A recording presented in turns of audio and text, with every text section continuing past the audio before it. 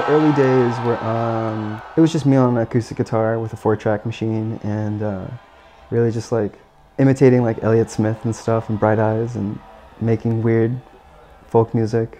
It graduated into like this like Animal Collective sound and then eventually went into like making beats and stuff, and sampling shit, and it kind of just ended up like that. I definitely feel like with each project I try to approach it from both the creative side and as like a listener. I ask myself, what have I not done yet? And I ask myself, what is it that people want to hear? And I just sort of like try to ride that balance, because at the end of the day, I am working on something to be produced and like consumed.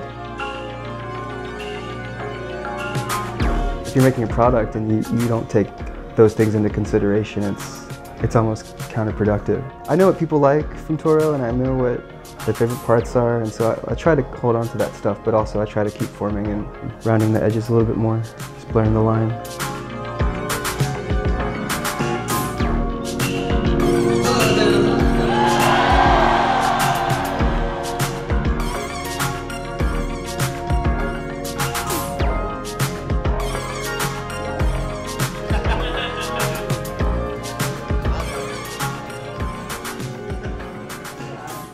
Usually I take my titles from like a lyric or something, but this one I really wanted the title to just really sort of be its own thing. So Outer Peace was sort of a reference to the process of being creative, being like our escape within all of like the crazy shit that can go on in like society and everyday life and just personal shit. We have to find like peace within ourselves, and then we also have to just hold it together when we're out in public.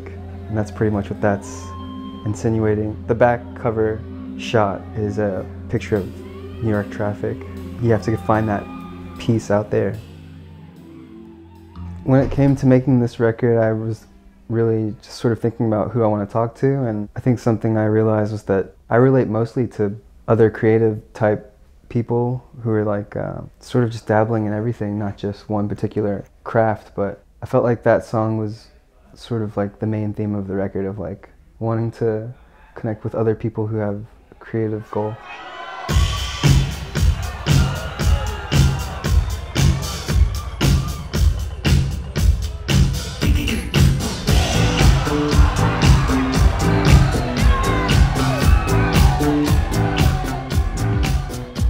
Some of the themes in the song, though, are primarily about how technology can be a tool as well as weakening to our creativity.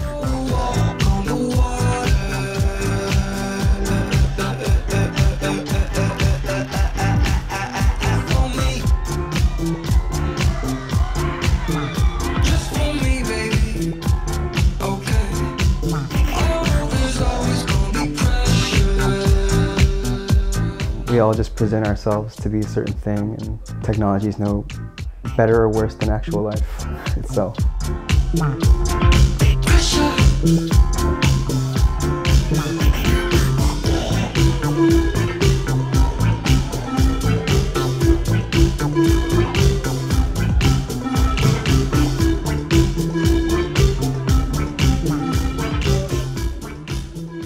I enjoy hanging out off the grid. I think it's good to get a reset, add some vibration to life. When you're an artist and you're just like constantly thinking about yourself and your work and what you gotta do, there's so much running around in your brain, you just need the space to let it breathe so you can continue to finish. I'm approaching it differently than I would most records because I'm touring the music and playing it live before it's even out or released, and so that in itself is refreshing. It feels good to sort of break routine.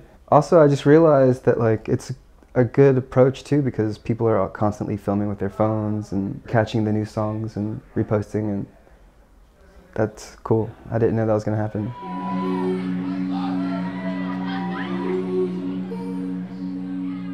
I think for this record, what I mainly tried to showcase was just my production skills. Trying to just go a little bit more outside my comfort zone and just really just make wild sounding music.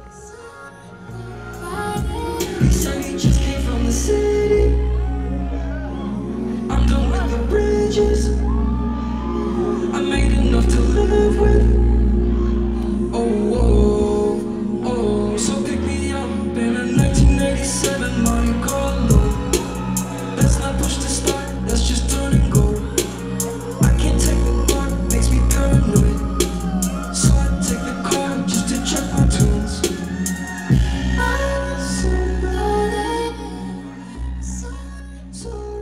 in. So this is the first tour we've gone with a bigger production, and really on the technical side, we're traveling with our own soundboard, and with this new board we're able to like do our own in-ear mixes, and so like we have like this kind of like state-of-the-art thing we're traveling with, and it's made sound checks like 3 times faster, and we have like the streamlined setup now, so we're kind of like just equipped for like any scenario, and it kind of feels like that in itself is the best experience of knowing that this whole organism of Toro is becoming like this streamlined professional production, not just like 4 dudes in a van. So we've graduated production-wise, I feel, and that feels good. This new rollout, I guess expect, it's probably not gonna be what you're expecting. I try to catch people off guard, but expect it to be very Toro, which means random as fuck.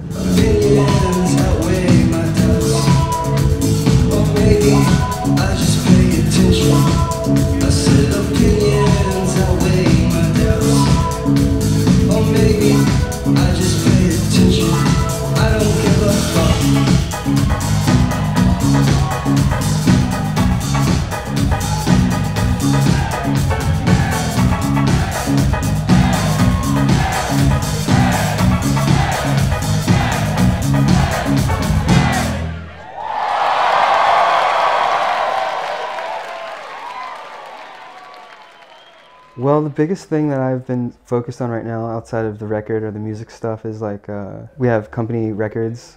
That's a subsidiary of Car Park, and just sort of been focusing on stepping up the like sort of the marketing side of that. We have a pop-up for the first time. That's kind of like its own little art direction type project, and that's something I've always wanted to do, is like creative direct a space. I don't really put myself out there. I'm not like one to really just go out to the fans after the show or anything, but like the fans that do stick around, I love meeting those guys, the hardcore fans that are just like, they want to talk and like pick my brain, and I'll definitely like to talk to those guys. Making friends in each city, so when you go back, you feel like you're home.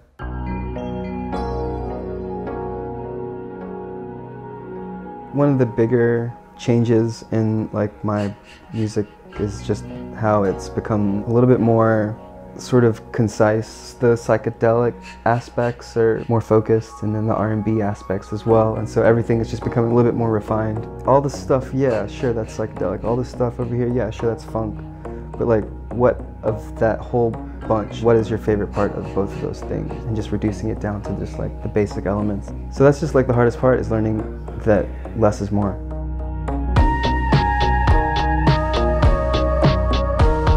I like to really just hang out with homies, catch up with friends. I tend to hang out with other creative types. A lot of my friends I also just collaborate and work with. Most of my time is just socializing / working and just trying to connect people. I hang out with my dog, my wife, just chill. This apocalypse is never ending.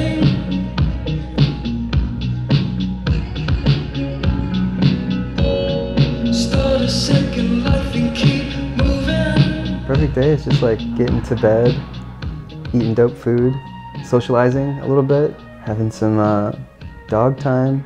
Don't really want much, really. Everything else is kind of just like a distraction.